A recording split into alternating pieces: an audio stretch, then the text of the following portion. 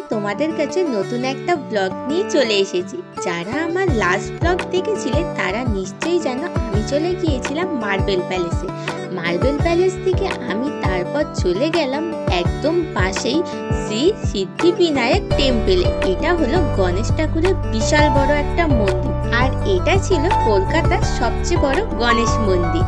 এই মন্দিরের বাইরে একটা দোকান ছিল যেখানে গণেশ ঠাকুরের প্রিয় লাড্ডু থেকে শুরু করে মোদক পর্যন্ত এখানে পাওয়া যায়। এখানে মতিচুর লাড্ডু, গোট লাড্ডু, বেসনের লাড্ডু, বেসন মোদক, কেশরিয়া মোদক, এখানে পার পিস সবকিছুরই দাম উল্লেখ করা আছে। 10 রুপিস, 15 রুপিস, 17 রুপিস এক একটা পার পিসের দাম। এরপর এখান থেকে গণেশ ঠাকুরের প্রিয় লাড্ডু আর মোদক কিনে মন্দিরের ভেতরে চলে গেলাম পুজো দেওয়ার জন্য।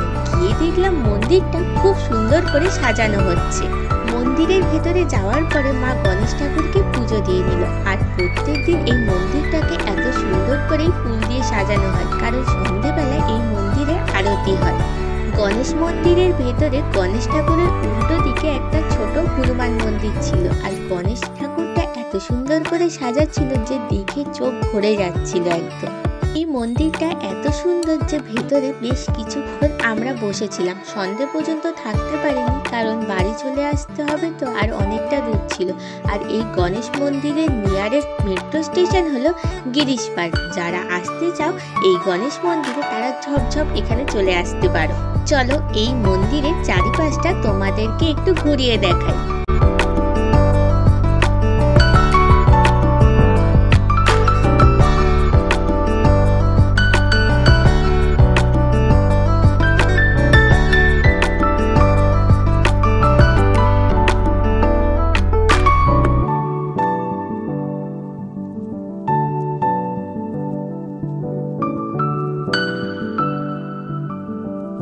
গণেশ মন্দির ঘোরা হয়ে যাওয়ার পরে গণেশ ঠাকুরের ভোগ হিসাবে এখানে খিচুড়ি দেওয়া হয়। খিচুড়িটা আমরা বাইরে গিয়ে খেয়ে নিলাম। তারপরে আমরা চলে যাচ্ছি পার্ক স্ট্রিটের উদ্দেশ্যে। আমি অনেকটা লেটেই এই ভিডিওটা আপলোড করছি, তার জন্য সরি। এটা 25 আমি গিয়েছিলাম যখন জোড়াসাঁকো ঠাকুর বাড়ি বন্ধ ছিল, তাই আমি অনেকটা লেটেই এই ভিডিওটা আপলোড করছি। আমার মার্বেল প্যালেস আর গণেশ মন্দির দুটো জায়গায় যাওয়ার কথা ছিল, কিন্তু আমার একদমই পার্ক স্ট্রিটে আসার ইচ্ছা ছিল না। কিন্তু জোড়াসাঁকো ঠাকুর বাড়ি বন্ধ হওয়ার কারণে তাই আমাকে পার্ক স্ট্রিটে আসতে হলো।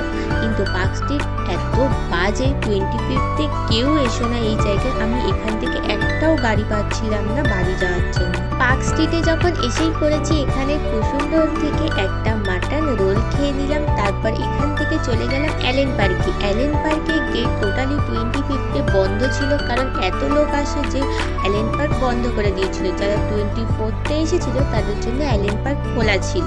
এসেই যখন পড়েছি আর কি করা যাবে, তাই এখানে দাঁড়িয়ে একটু ভিডিও করে নিচ্ছিলাম আর ততক্ষণ গাড়ি বুক করছিলাম। কিন্তু এখান থেকে একটাও বুকিং নিচ্ছিল না, আর তার উপরে পার্ক স্ট্রিটের মেট্রো টোটালি ক্লোজ করে দিয়েছিল।